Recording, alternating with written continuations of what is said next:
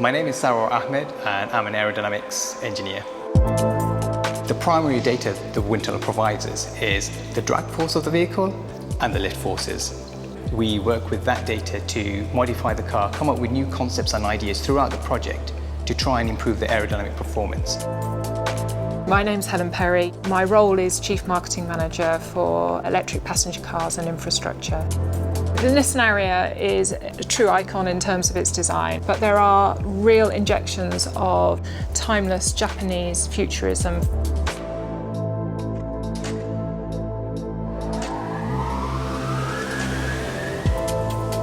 With the growing shift towards more electric vehicles, aerodynamic testing is going to be even more important.